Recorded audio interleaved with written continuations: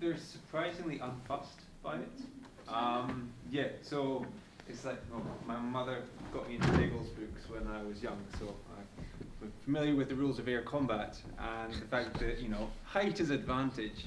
And for the most part, jackdaws know that all they need to do is climb a little bit above the drone, and it really can't cause them any harm at all. We did buy a drone, potentially thinking that we might try and fly it at them, but I imagine that they would just, see it coming a long way away and we'd never be able to get close to them. But for the most part, they don't seem to care. Total numbers are quite hard to estimate. I guess our best guess is how many birds are turning up at the roost. So birds from all around here will be going up to the roost that Gil mentioned yesterday. I think we estimate probably in the region of 4,000 or so. Is that about right?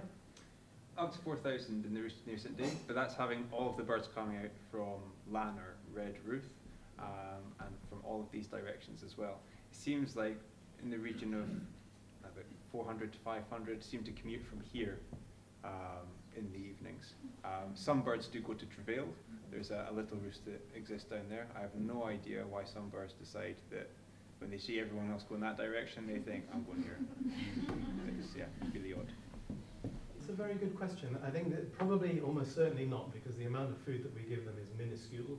So we provide food at certain times of year as part of experiments, but the amount that any individual bird is getting is a very, very small amount. So it's not going to make any noticeable difference to their weight.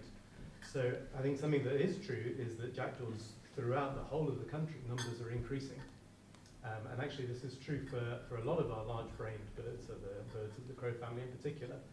They seem to be really good at taking advantages of the opportunities that living around people provide, and very good at learning about how to avoid the dangers that we might generate.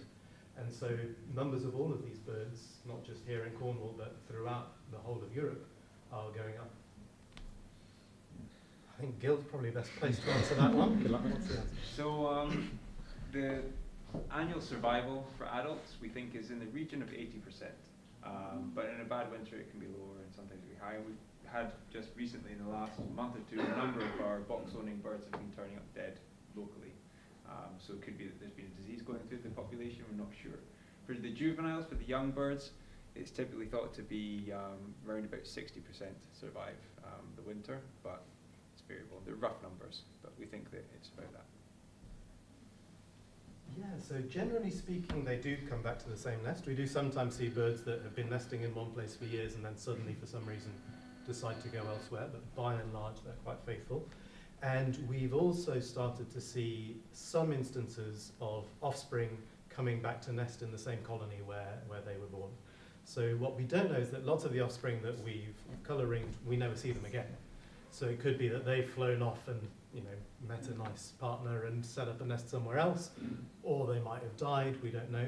But it's certainly the case that some of the birds do come back and raise families in the area where they were born. It seems possible that they do have lasting association. It's something that the RFID tags might allow us to start to look at, whether or not they do spend time. When I came to Stithians this week, I saw a bird that normally nests on the farm, box 17.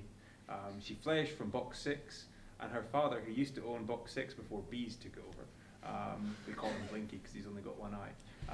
It just so happened that of all the places they could be sitting, so far away from where they breed, they just were sitting closest to each other than anywhere else. So yes, it could be that there's something there, but we haven't got enough information to know yet. But there have been a number of cases where the chicks have been able to take a vacant nest box, which is next to their parents' box, and whether or not the parents defend the area less intensely because it's their offspring, could facilitate that happening. So this is potentially why they spend so much time collecting information, like in Emily's study, is that nothing's guaranteed. You never know when the tree's going to fall down. You never know when a bigger, badder pair might say, this is the nest box for us, and you've got to find another. We haven't seen that pair since the box was moved.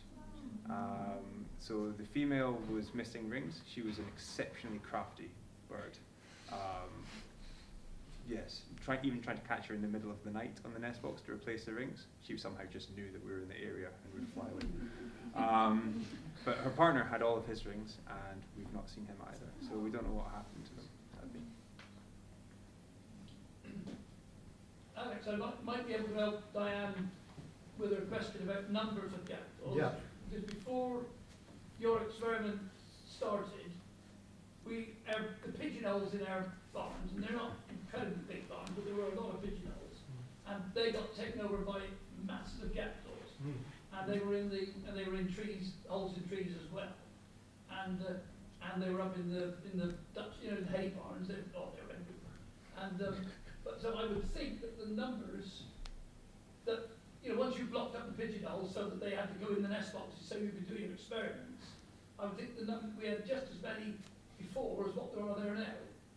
Yeah, and I must say that just only the last few days, I don't know if there's a murmuration of jackdaws like it is starting or not, but there have been some lovely big flocks flying around over the yard, and to be quite honest, I mean they're a lot bigger birds than the starling, and they are pretty darn close together.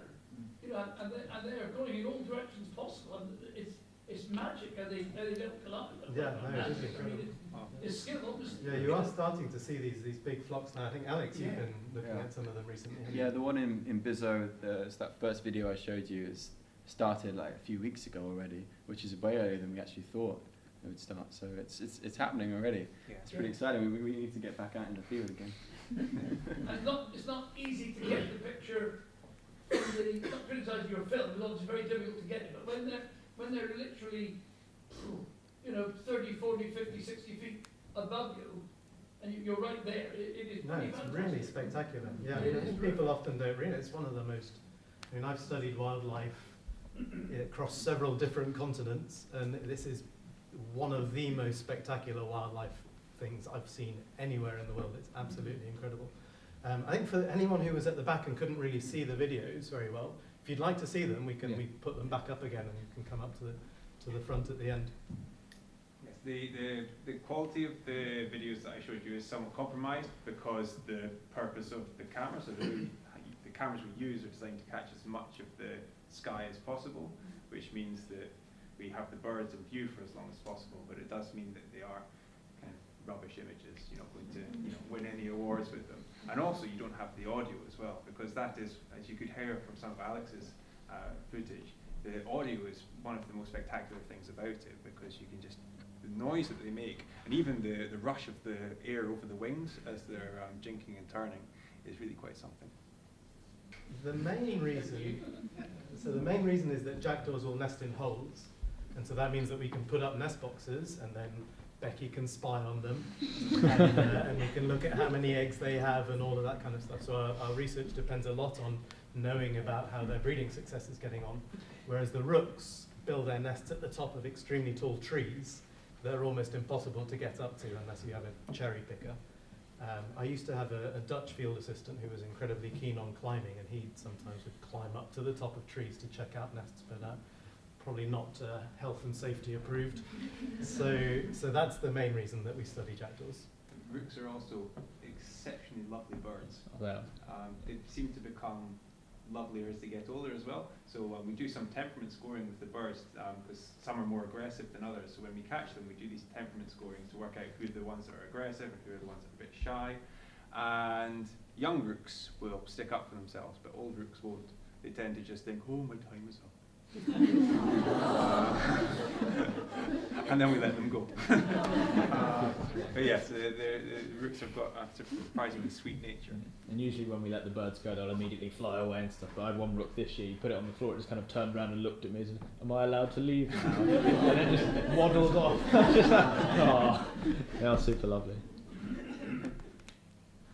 Yeah, so I'm about to start actually analysing it all, but just from watching it, there are little hubs across the two sites of the farm and Stithians. And there are these little hubs which are getting prospected at more. Some of them, it's hard to tell really, because there seems to be no obvious cues. It's why I'm out on a limb here trying to figure out what it is that they're looking for. But there do seem to be these little hubs, and then at other boxes there's no activity at all. So I think it could be minute little details here that we're looking at, because generally the boxes are the same. They've got the same resources on the farm as they do with Stithians. So it could be minute little details. But I need to get down into the nitty-gritty and have a good look at it. It's a tricky one, because they do generally have the same access to food and everything. So. How long have you got? Yeah, where to start? Yeah. So I've been studying members of the crow family for over 10 years now. And the mantra that I have is that you can't stop them from doing what you don't want them to do, and you can't get them to do what you want them to do. Because yeah, you can put food out for them and you can say, here, have the most lavish gifts, and they'll go, no, buy that. You're up to something, I don't trust you. It could be worse, we could study ravens. Ravens, I think, are so hard to study. The jackdaws, they're a bit more happy-go-lucky. Is anyone else? And I guess it's worth mentioning that because they're very good at recognizing people, and we all love jackdaws, but we do some things that they don't like climbing up to their nests to check their chicks and so on. So they recognize members of the Jackdaw Project, they especially recognize Gil. So when he's up and about on a ladder, they'll try and knock him off the ladder. So if you ever see Gil out and about in breeding season especially, you might see him running with a hood up. That's good, and that's because genuinely otherwise he just gets a constant earful. I see a lot of you guys around the village go through the churchyard and they're just, they're chilling in the tree. I try and walk through and it's just oh sorry. So much so they saw there was a particular time this season we were sitting in the car about 20 metres from one of the nest boxes, and the owner came back and was like, had a little look, is that Gil?